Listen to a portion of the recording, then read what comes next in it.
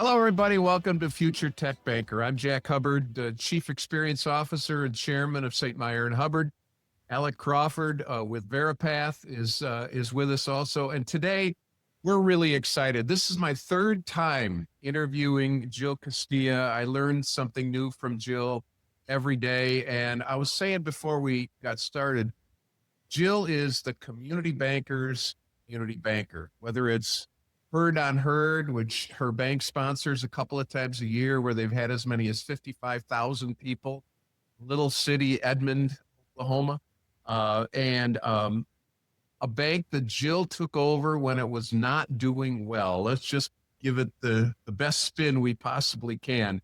And she's turned it into an absolute juggernaut. And one of the things I love about Jill, because she's a military brat and involved in the military, so are her kids, is that Jill and the bank developed a program called Roger, which we're going to talk about today, which is really a digital bank focused on the military. Jill, we are absolutely thrilled to have you with us today. So excited to be here. Thank you so much for having me on. You know, Alec, we could go on and on about Jill's bio. One of the other things that you need to know is Mark Cuban is probably going to come up in this conversation because Jill had a very successful run of PPP with Mark. But take it away, Alec. Let's get started. Yeah. Well, we were talking about taking over a community bank in crisis, right? And I think that's something that many of our listeners will be familiar with, especially you think about the 2008, the global banking crisis, and you literally took this small bank and transformed it into one of America's most innovative community banks. So what were the pivotal items that allowed you to do that? What was the critical things that you did there, Jeff? So whenever I came on board, we had just had a Federal Reserve examination, and it uncovered that they were bumping the due dates of loans without collecting interest. And so we thought we had a credit situation to deal with, and that was basically all. Whenever I came in, though, and started looking at the financials of the bank, we found rampant fraud, and that the operational condition of the bank was in worse condition than even the credit quality. So over the course of about 2 years, lost $12 million in capital, mainly because of the credit issues, but they just weren't overseeing proper draw procedures and things like that. And then we had millions of dollars that have been siphoned away by fraud, by some pretty revered members of our team that have been here for 30, 40 years. And so, at first it was trying to clean it up and get us back on financial stability. But I took such a reputational hit and some of the changes that we had to make because we couldn't be really transparent with the team, what was happening. That was a big lesson I learned, was to be transparent, even in the face of potential criticism for doing so. But it took a while before they trusted me. And so the bank is owned primarily by an employee stock ownership program. So I think the first moment where we were able to have some change was the stock valuation that we get once a year. The stock value went from $51 a year per share to $9 per share in just 1 year. So our team, was real defensive, crossing arms, really doubting why we were having to make these drastic changes. But the first time when it hit their 401k, then everybody would start really paying attention that, wow, what I do affects the bottom line of the bank. It affects my brothers and sisters with the same retirement plan. And that this isn't just some rich person that is taking a hit because of this inappropriate kind of activities happening at the bank. It was everyone sitting beside me. And so that really helped everyone start paying attention. And then whenever we received, we were a part of a pilot program with the Fed that although our ratings were lower, we were able to get a higher management rating and be reviewed for a written agreement. And that also then helped us get some more favorable pricing with vendors. So a big change. Whenever we were kind of certified as being turned around, we ended up selling our branches. And that was really the tipping point to say, okay, we're going to really be focused on the future. Our board said, we've been here for 100+ years. We want to be here for 100 more. That made me want to stay. It made members of our team want to stay, to think about what can you build for generation based upon this legacy of this really revered and long-standing community bank. Your bank is is under $1 billion, and there are so many community banks of your size in America. Community banking is lags behind in a lot of areas. I think we're very wary as community bankers to make sure that we don't jump into something that's not going to last. AI is certainly one of those things that's going to be around. You are not a lagger. You have decided to take the bull by the horns and really proact to AI and innovation and digital. Talk about why. What was the tipping point that you said, well, geez, our bank has got to do this? And what advice would you give to community bank presidents who are still wondering if AI is something they ought to tackle? We're so fortunate that we're privately held, so we don't have to manage to quarter by quarter. We're managing for the next century. What's the next generation of our customers, our shareholders? What are they going to expect from us? And so having a longer view is the first thing that really helps things in our favor. I think also, we understand we're in the best educated community in Oklahoma, one of the most affluent communities in Oklahoma. We're the oldest bank in Oklahoma County and the Oklahoma City Metro. And so we know that there's high expectations out there. And one of the biggest challenges we have is overcoming the perception that community banks are out of date or lagging behind. In most cases, what we see is that we're not, and that we have the tools to be able to plug in the most relevant technology possible and to be able to compete with the big guys and the customer experiences that generations of customers expect. Now, I think COVID really pushed us all to where every generation is now focused on having good digital banking. And so we all have to do that. So part of it is overcoming just the perception that a community bank can't be not only keeping pace with what the larger institutions do, what even credit unions do, but that we can be ahead of it. So our bank, we hold a patent. So we have a basically small business ATM that we developed and it's operationalized in 2 locations, which became really popular during COVID. I think what benefited us too is that we had this kind of failure is not an option mentality when we were in the turnaround. But when we came out of that and we decided that we wanted to be here for another 100 years, you have to be willing to fail. You have to be willing to work with customers on collaborating to develop new interfaces and new tools and new products and services. And it's so amazing because with a small community bank, you have the grace of customers where they'll let you innovate with them. Whereas like a JP Morgan Chase or someone that's much larger doesn't have that same level of grace. And so, saying that we wanted to be innovative, that we wanted to be relevant, getting a team that was, that could build versus just acknowledge the checklist every day and get the checklist done. Rebuilding a team was integral. Rebuilding systems that could be automated was something we had to do, and then the infrastructure to facilitate that. And then, encouraging experimentation with AI, knowing that we need to have certain parameters in place so that we don't erode any customer confidence, but that let's learn this as an individual first. And then as we kind of play around with the different tools, what can then become more relevant. And then you're able to speak with language whenever your third-party vendors are able to integrate AI to help you in some way. We're seeing lots of opportunities down the road. It's not the time, I don't think, for some technologies to be integrated into the banking ecosystem, but you have to be aware what those emerging technologies are and having expectations of how they can be integrated into the future.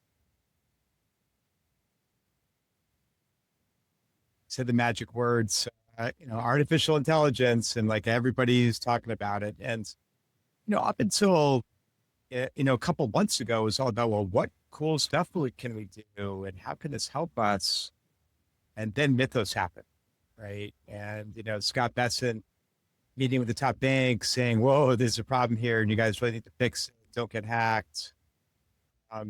So obviously, look, there's lessons from leading through crisis that you learned. It may not be a crisis today, but what I've heard, and this, may or may not be accurate, but Mythos is obviously a new model. It's only being released through Project Glasswing to very limited, very large companies, software companies, banks. But by August, some of the open source models may be just as good, right? And then, the threat actors can do today what only a handful of people can do. Within a few days, they discovered 2,000 security flaws across all kinds of different software. So let's think about crises, resilience, risk management, and AI. And how should you think about that as a community banker? For us, it requires that your team has to be very well educated, and you have to have a culture where you're willing to debate and that you can't be resistant to being challenged. And so for us, cultures being kind of this combination between the book's extreme ownership and radical candor. So as you're talking about topics, encouraging everyone to get well educated, giving them the tools and access to do that in a safe space. And then whenever there is a challenge, whether that's a virus or if it's a breach from a security standpoint, or if it's personnel type of issues, or something in the local community, being able to get everyone around the table, knowing that this is an open debate, that we want to be highly engaged. We want to be able to take like opposite views and put each other in one another's shoes to help us to, either correct an issue, overcome a challenge, or better yet, be predictive of what potential challenges can happen. The desktop exercises that we do, they're getting more and more creative. And I think that that's also important, that as you see another bank or financial institution, or even outside the industry, a challenge that emerges, being able to then workshop that with a team as soon as possible, so you can figure out how you would address the situation, even though it may be an immediate threat. I think for community banks, we've been using third-party vendors for so long because that's really the only way that we can remain competitive. And I think that will serve us very well in these future challenges, because we're used to having a lot of different voices at the table. We're used to working with experts rather than having to totally cultivate that expertise internally. And I think that will really serve us well. I'm super excited about where AI can fill some gaps for community banks. And I think that will help level the playing field with the larger institutions, especially as we achieve some economies of scale, and that we're able to also debate even more fully outside of just the traditional team that would normally be brought to the table and third-party vendors. So it's an exciting time. I think with quantum computing, with AI, and the threats are, the clear and present danger is here. But I think because we're such experts from the human to human aspect, I think that's really going to serve community banks well going into the future. You talk about desktop exercises, human beings. This all smacks to me of training. Jill, you've got X number of employees. How do you, as you bring AI in, as you bring new tools in, I'm curious how you get your bankers up to speed on how to use this new tool or these new tools? Yeah, it's a great question. And it's difficult because we can't really just have like a one training day a year, which we do, an intensive training day once a year, and you just check the box. This is where my Army training really comes into play. So whenever you had downtime in the Army, you had hip pocket training. So whoever was kind of learning something or had some expertise or even just had their book handy, you would start doing just a little training exercise in that gap of time when there's downtime.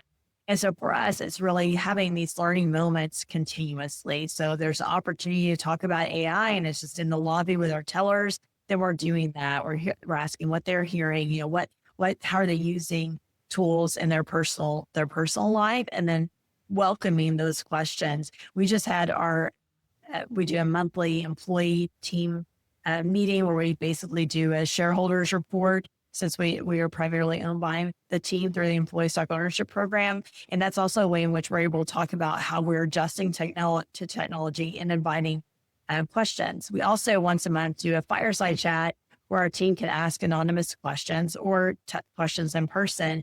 And that really brings a lot of these challenges to right into light that may be a little intimidating, not even like wondering how the bank can answer, or having some type of risk with asking a question, but sometimes that risk of not only fully about a technology, but wanting to be curious how the bank is responding to it.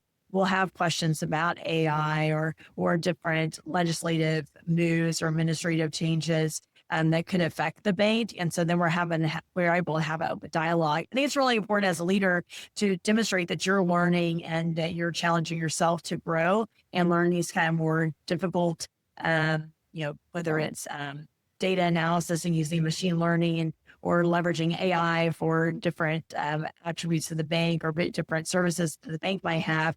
And once you're showing some vulnerability there by saying that you're learning and seeking growth, then the team wants to do that as well. And it becomes more of the team is learning and growing collectively. And then it's more of an animal, living thing rather than just being like an exercise that we do. Yeah, that totally makes sense. And look, during the financial crisis, as Jack hinted at earlier, your work, national attention, including from Mark Cuban. So tell us a little bit about that and how it revealed the power of community banking. It was such an interesting experience. We were really trying to hustle. All the community banks were to assist our communities. And this was really early. This was before PPP. It was when the CARES Act was being developed. There was some money that was being sent to all American families, but it was slow coming. It was going to take several weeks before the Treasury could get the checks to American families.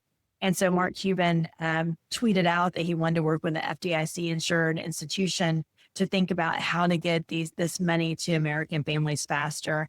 And back then, we were really engaged with social media from the very beginning. I think we're probably the first bank out on social media, and I was really engaged as the CEO, tried to actually repair the reputation of the bank and change our search engine optimization by using social media. But through that, really got to know kind of the godfathers of community banking, but also financial technology. And so whenever Mark Cuban tweeted that, my phone blew up and it said, "This has to be you, Jill." And so they were responding to Mark Cuban. I responded to him. And then a member of our community, our fintech community, said that they had his email address. I wasn't getting a response from Cuban, even though I provided my cell phone on our Twitter exchange. And so I sent an email to him, and then I was able to pitch him kind of really Shark Tank style what I thought we could do to help American families. And that was on Thursday. And by Monday, we had the system in place. And it was really a great lesson in utilizing your network to solve problems, that you don't have to solve all the problem yourself. Mark wanted one bank to solve the problem for their customers, and then he would challenge the rest of the financial system to do the same with their customers. And we had 300 plus better credit unions and banks that reached out to us that copied that program. And then later, when PPP was released, that we were trying to really help and matchmake small businesses with community banks in their area. So we were serving our community here, and we could have capitalized on it and just done all those PPP loans ourselves, but we really thought this was a great opportunity for all of community banking. So found, folks in upstate New York that were willing to help small businesses in New York City. We had little deserts of banks. We're at Chicago, San Diego, Miami, where there should have been community banks available. And there wasn't very many even in that geography. So trying to find us matchmaking. And Cuban was very supportive of us while we were doing this, very encouraging for our bank to continue doing these types of activities. We're having a lot of offline conversations and also doing some matchmaking with some technology providers that turned out to be very fruitful for our bank later on. But what happened then was the PPP program, the forgiveness program came out, and we knew how difficult it was for these small businesses even to just go through the PPP loan program. But now it was so important to get forgiveness, and the application was like 12 pages long. It was super complicated. And so that's where Cuban reached out and said, would I be willing to lead an effort to do an automated forgiveness tool for our non-customers, for the rest of kind of American customers that were mainly had loans that were originated with financial technology companies. And those technologies, once they collected the referral fee or the agent fee, they popped smoke and were gone and nowhere to be found. And so these small businesses were left not having an advisor for their PPP forgiveness. So in 10 days, we partnered with Tesla, we partnered with the FTLD registry to get the .bank URL. And then Mark fitted the entire bill. And within those 10 days, we developed a guided application to be able to get to the PDF form where the small business could then print off and then provide to their lender for forgiveness.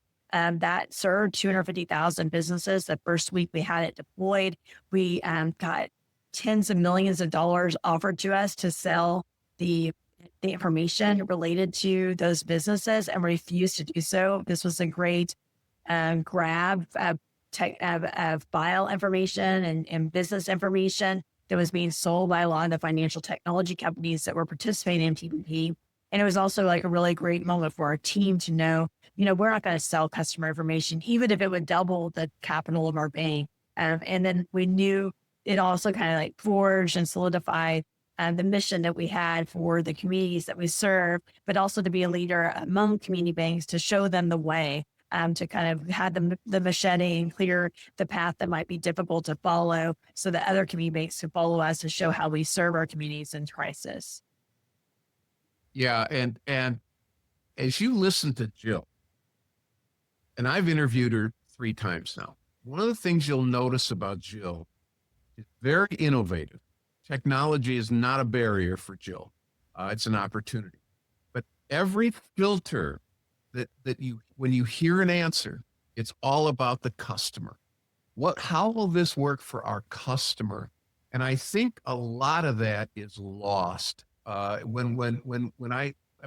get hundreds of AI stuff all the time, every day. But a lot of it is lost because the focus isn't on the customer; it's on inside the bank. And Chris Nichols is going to be our guest in a couple of weeks. And one of the things that he brings to the table in his writings is, what does this mean for the customer? Here's where I'm going with it. A number of years ago, Jill said, there's a customer segment there that is not being well served. And I, Jill, know that because I was in the military. And I know that the suffering that military families have when their banking situation is unstable and not good. So Jill's bank gets started, and Jill and her team get started on this thing called Roger. I'm curious, Jill, 2 things. Talk about Roger a little bit, and what was the catalyst for that? And since we're talking about AI and technology and situations like that, what kind of technology have you put into Roger to help these military families? Thank you for that question. It's been, just a delight and a career to be able to give back to a community that built me. So when I enlisted at 19, I was living in a little storage unit behind my father's house, and didn't have indoor plumbing or electricity. And I was working at the local grocery store trying to earn my way back into college. My parents didn't understand financial aid, and so I was trying to pay for it on my own and carry groceries out for an Army recruiter who told me I could be an independent student if I enlisted and went to AIT. And so I filled out the direct deposit form whenever I enlisted to have my money direct deposit at Citizens Bank of Edmond, funny enough. And I went off to basic and AIT. I thought I had saved up about $15,000 after being away for a while. I was just living on our substance allowance that we get while you're in training. And I went to the local women's store because I had bulked up. The Army likes to carve you up. And so I was ready for some new clothes to go back to college. And a close family member took me shopping with them, and I wrote a check for a couple $100. And then I got a notice that I was overdrawn, and all the money was gone. I found my return or the checks that used to come back to you in all my statements, and that they saw that this close family member had written checks on my account the entire time. Well, I told that story during COVID to our local university. I was part of a bigger story, but just kind of where you come from. And I really had never shared that to that detail. And a young lady came up to me, and it was also, sophomore in college, kind of similar age to what I was back then, and said that my story was her story, that she could not open an account because she was under 18 on her own. And so she had to have her mom on her account, and then her mom had a garnishment, so that all the money was gone. And at the same time, Jeffrey Kendall from Nimbus reached out to me and offered us an opportunity for a digital bank at a really a great accessible financial position for us to be in, to really partner with us on that. And so I didn't really feel a digital bank as being something that would be good for us to do. But then I reflected on this conversation, and I also serve as civilian aide to the Secretary of the Army, and it was going down to basic training at Fort Sill quite often. And the reception battalion there, they said that there was 2/3 of young people coming in without a bank, which meant that they had to take them on a field trip to the local financial institution. They would miss training days, and then that would miss paychecks. And so like, wow, I think I could do like a digital direct deposit form that could be signed by me and that had their information on it. Well, when I talked to Jeffrey about this, he's like, let's collaborate and get this done. So Roger was born, and it's really focused. I was enlisted service member. There's never been a bank that was designed for an entry-level service member that didn't take advantage of it. And I'm throwing credit unions in there as well. Whenever you look at the banks that have targeted entry-level service members or financial services that have, it's fairly heavily weighted on overdraft fees as the revenue source, or payday type of lending activities, which are prevalent. My son is at Fort Sill, and there's 29 check cashing sites that stay open 24/7 to prey upon our young service members. Other military institutions were focused on the officer community, not the enlisted community. And so we thought, well, what if we just at least focus on this entry-level service member, give them high yield checking and savings, no fees, budgeting tools, like what's the most kick-ass bank that we should be giving these service members? And that's what we built. So under 18 can open the accounts. You can use this, any identification that you use to enlist, you can use to open a bank. So we're one of the few, if only, digital banks that allows both the under 18 opening account, but also the tribal cards can be used, or your military ID, which even many digital banks don't allow your military ID to be used to open an account. And we just saw almost too much of acquisition in a very short period of time. In 4 months, we had $80 million of deposits and more than 3,000 accounts that have been opened. So now we're in the mode to try to raise a little bit of capital to be able to make it where we have the growth opportunities to be able to really lean into Roger. And we also found that it was not just this entry-level service member community that needed a better bank. And we saw veterans. My first calls was there was a 90-year-old admiral retired that said he was ready to move all of his accounts to Roger. We were really fortunate that the Naval Academy Alumni Association, without any prompting from us, shared it with their entire community that we were opening Roger. And now we're seeing like veteranpreneurs. There's no bank that's really focused on the veteran business owner. And I just feel like I'm so honored to be a veteran, to be a military spouse for 25 years, being mom of 2 active duty service members. And then now thinking I could serve every single one of those communities with our bank using the experience that we have. 100% of our Roger team wore the uniform or is currently wearing it, and 20% of our Citizens Bank staff has as well. So just a really exciting time for us, and we're really honored that we get to launch Roger. Yeah, that sounds amazing. And look, we talked about AI a little bit, and obviously, Roger is a step in that direction. There must be some cool use cases for AI for community banks, but also what's super important, especially, we talked about mythos and the risks there. How do we think about, managing the risks of AI in terms of, controls over third parties? And, obviously, community banks are not going to build their own AI models, right? They're going to end up using other models. And how do you do that? And also, comply with all the different rules around, privacy and make sure that people in the bank are doing what they're supposed to do with AI and not doing other things like planning a vacation, right? Well, and when we talk about AI, the machine learning is still part of that kind of artificial intelligence community of technology. And so you can use pretty advanced machine learning tools that are not going to leak out into the public space. And so we definitely leverage these tools, especially when it comes to fraud prevention. We have unique ways in which we're able to onboard our customers because those tools are available and to be able to ensure that they're not fraudulent representations of an individual. And then also transactional monitoring that can be utilized, especially on the machine learning side.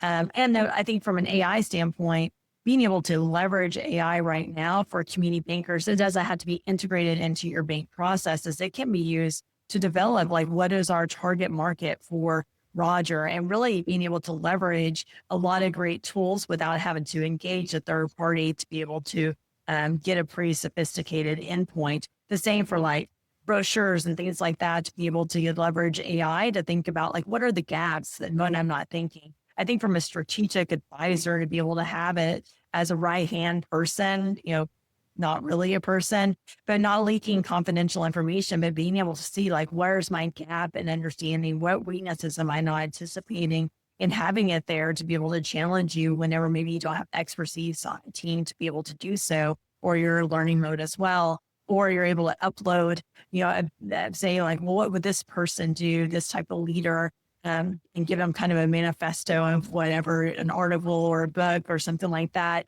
to be able to see like how different people might approach a problem, so that you're faster, better, and smarter with problem solving than you ever were before. One of the success stories that I know Jill loves to talk about is our bounce back employees. So there are people that, because of some of the things that were going on at the bank, said, look, I need to move on with my career. But a lot of people have moved back to Citizens Bank of Edmond. You probably have somewhere 70 to 90 employees, 85-ish, something around that. I'm curious,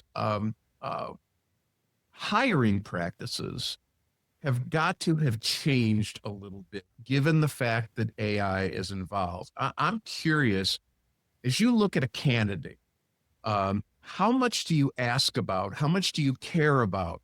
How much do you want to know about how they're currently using AI, whether it's a current bank position or a non-bank position? How important is that as you think about hiring new associates?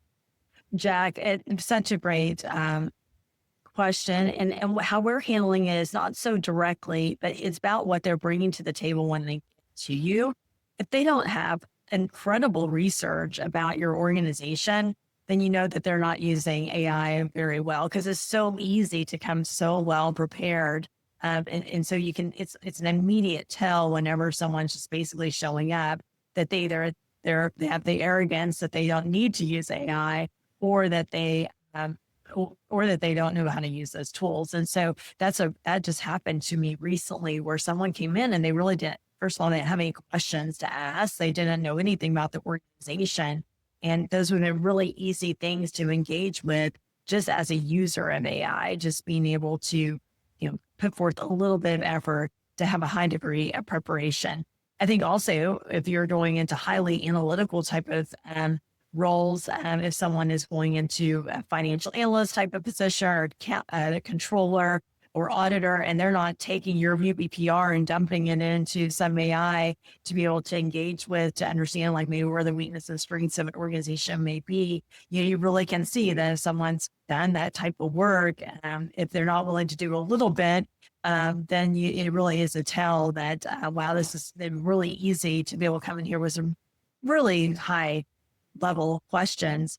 So I think it's really changed the expectation of the quality of interviewee that you should be getting, because these tools are available. And that you also you can see like misspellings that occur on resumes that maybe you used to kind of overlook, especially as society has gotten a little faster. But now it's like, you can't really overlook those things, because it's both not attention to detail, and they're not using AI to vet this out. And so, we're not looking for someone that can necessarily use the coding tools right now, but we have those conversations about, how have you experimented with AI? Which one's your favorite one to use just in your personal life? I really, I enjoy when someone has a real learning mentality. I'm going through a data analytics class right now, where I'm getting to use different machine learning tools and AI to look at data. And so being able to kind of start some of those conversations is pretty quick to see whether someone is engaged in that community or not.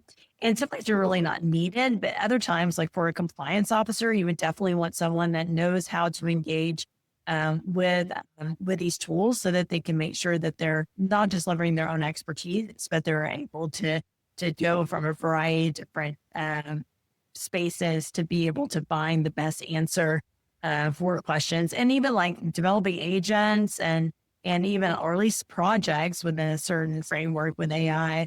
I think most of the people that we're talking to these days have those tools. And when you're a progressive organization that's leaning into technology, you do seem to have, like, if someone's even not even familiar with AI, they're exploring that because I think they're anticipating that will be part of the discussion.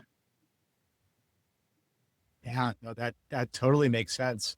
Look, I think obviously there are organizations that really help community banks like lever the power of their community, including the American Bankers Association, the ICBA. How do you think they have been or could really help financial institutions prepare for more artificial intelligence? Wow, I think that's such a great opportunity for the associations, especially to be the player in developing tools that will be relevant for especially community banks. Just touched on compliance a little bit. And I mean, we should be able at some point have virtual compliance advisors that are centralized from either a cooperative standpoint or the associations coming up with their own, where we can upload every single um, you know, regulation, compliance requirements, plus the examination manuals, plus any relevant legal activities that have happened, plus banks experiences, and be able to have a place where it's just really easy to ask in compliance to you, and you have this virtual compliance officer that's giving you not only the answer but documentation, what could be the risk of it, to develop a risk assessment for you about products and services. So I think there's a great opportunity. We've seen some of this work. I know the Independent Banker Association in Texas is, really at the forefront and utilizing some of these collaborative technology opportunities. So, that's one, credit, spreading financials, for instance, I think could be something so easily developed by associations where community banks could be able to engage in a my backyard, fenced off, so that it won't be leaked. But then you could potentially engage with some tool developed by the associations to be able to reduce your reliance on human capital for things that are quite routine or have a standard protocol associated with them, and then be able to use your human capital for the things that make us uniquely community bankers, where we're having the conversation with the person and not just taking information like AI would, but we're learning from their visual cues and the level of anxiety that they're bringing to the table, and the longevity of experience. So then we can utilize that AI output to be able to have the best engagement with our customers. So there's like infinite possibilities, from chief legal officer being centralized at some association that we're subscribing to, compliance, and BSA has infinite opportunities to be able to look at our data and identify risk and opportunities to mitigate those risks, as well as how do we report so that we're not having exceptions from a CTR or SAR standpoint. So there's so many things that the associations can do to not both make sure awareness is there for community banks, but also to be a source of opportunity for banks that maybe can't develop the AI themselves and really kind of shouldn't, but be able how to spot where we can leverage AI to be able to really ensure that community banks can be healthy, relevant, sustainable for the long term. Well, I'll let Alex wrap this up with you, Jill, but I just have one more question. And it's a real practical question. You're a very practical lady. I mean, by the way, what y'all ought to know is getting Jill Castilla on a podcast is a real challenge. She is in huge demand. This lady was named the American Bankers Community Banker of the Year. She's on the list of the American Bankers' most powerful women in banking, which, by the way, there's about 330 women CEOs. So you're in a very unique category, Jill. But I just have a question. So I'm a community banker and I'm listening to this, and I'm a community bank CEO or an executive of the bank at a community bank. And I'm thinking, geez, here's a bank that's not quite $500 million in assets. It's doing a lot of great things I should be doing. Tell me, Jill, as a community bank CEO or executive, what's a concrete thing that I should walk away with here? What's one thing I should be thinking about or doing around AI? So first of all, if you hear someone that you're like, I'm curious about what they're doing, reach out to them. My cell is 405-808-8993. Text anytime. Utilize LinkedIn. engage on Twitter, ask the questions because people want to share. I want to share. I want to learn what others are doing. So I think making sure you're not hesitant to reach out to someone that's doing something different, even if it's something you don't want to do, but you're curious about how or why. And those are the best conversations I have, as those that are kind of doubting whether this is something that's important or not. I think also it's being able to be with a growth mindset and kind of reading some books about how do we do hard things and make that part of our daily lives, because the community model is really amazing and it's not broken until it breaks. And for many of us, that means that we can go decades without really having a lot of threat to us. But the threat is now and immediate with AI, with the ability, even just changes where new entrants are coming in that are adept in cryptocurrency, the digital blockchain, and AI, that's going to disrupt a lot. And then you touched on as well, Jack, on the threats that are out there and that those are coming at us very quickly. And so we need to make sure that we're engaging to understand that. So I think engaging with one another and then pressing our associations to really, that we need to be a leader. We need leadership collectively in this area so that we can be competitive for the long term. Yeah. Well, we're coming to the close of our podcast here. So love to hear, Jill, what you're most excited about this year. Obviously there's AI, but there's a whole bunch of other stuff going on in community banking. So what are you the most excited about? Yeah, I'm thrilled probably about two things. On the broader scale, the executive order on mortgage relief, I think could be huge. And so I really hope that we're going to see a reemergence of community banks originating mortgages, and then that dominates our economy, but not non-bank lenders. And then secondly, we're launching Roger Business. And so we're so excited about doing that in the next few weeks. And so to be able to now serve a veteran entrepreneurship offer community is super exciting for us. Super exciting. Well, Jill, thank you so much for coming on the show. This has been so awesome and such a privilege for us, and great to have you. Just congratulations on an awesome career, and really looking forward to hearing more about Roger for Business in the future. Thank you so much. It's such an honor to be here.